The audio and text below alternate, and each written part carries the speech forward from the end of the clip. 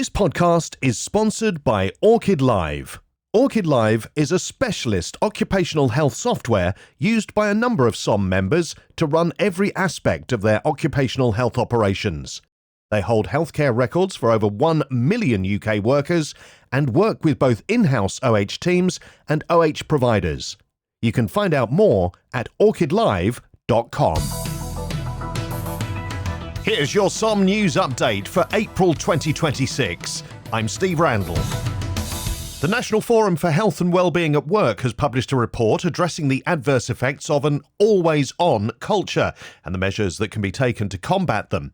The report sets out a balanced selection of the evidence relating to the impact of ICT at work on people's psychological well-being and describes the regulatory approaches taken in different jurisdictions.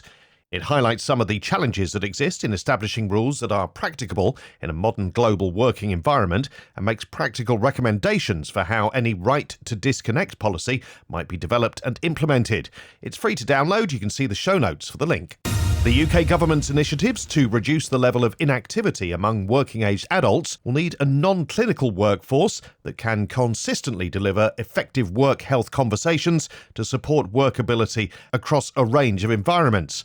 In response, a SOM team, Dr. Mark Randall, Dr. John Ballard and Dr. Kim Burton, have produced course curricula and core competencies for a biopsychosocial educational package comprising an introductory foundation course and an expanded certificate course in work health conversations. The team are now in discussion with DWP and a major UK university to ensure consistent standards of educational delivery. SOM is calling for a major cultural shift in how employers support fertility issues.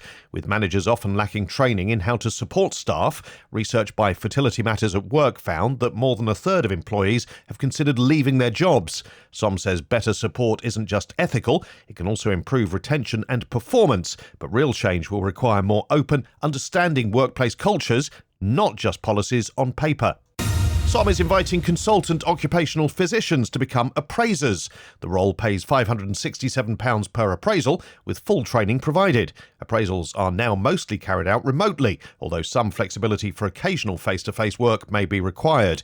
Current vacancies are available in the East Midlands, East of England, London, South Wales and Scotland. You can find out more via the link in the show notes. May is a busy month for SOM special interest groups with allied health professionals, DocMed, noise-induced hearing loss, a new respiratory group, neurodiversity, drugs and alcohol, and HAVs, all scheduled to meet during the month. And some SOM events for May: lung function at work, what's all the fuss about Z and Q scores, embedding lifestyle medicine in OH, SOM and RSM's spring meeting, women's health at work, and shift work, sleep and public health from evidence to action. Check out the events page on the SOM website to register. Researchers at the University of Warwick are looking for UK nurses or healthcare workers who work night or rotating shifts, for example in acute general hospitals, type 1 emergency departments and ICU, to take part in a 6-week online study testing a new personalised smartphone app designed to support sleep and alertness for shift workers. More details in the show notes. The Office for Equality and Opportunity offer occupational health advice for employees experiencing menopause. There's a link in the show notes, and menopause is also the subject of a recent SOM podcast with Amy McEwen speaking with Carolyn Harris MP. 5 in 10 give up work, 4 in 10 reduce their hours, and a really high percentage of women do not take promotion because they are frightened that they won't be able to hack it. That talent is lost from the workplace. Consequences are they will end up on some type of benefit. You won't pay enough national insurance to qualify for a full state pension, which means you're going to be eligible for pension credit. So you're constantly in a situation where you are claiming some kind of supplementary benefit in order for you to live your normal life. Also add to that, how many women are actually out of work with mental health issues when they're actually menopausal? SOM members get all the news first in the e-news email, and remember to catch up with our other podcast episodes in the same place you're listening to this one. They include Special Interest Group, Occupational Therapist and Mini CPD series. And until next time, thanks for listening to the SOM News Update. This podcast is sponsored by Orchid Live.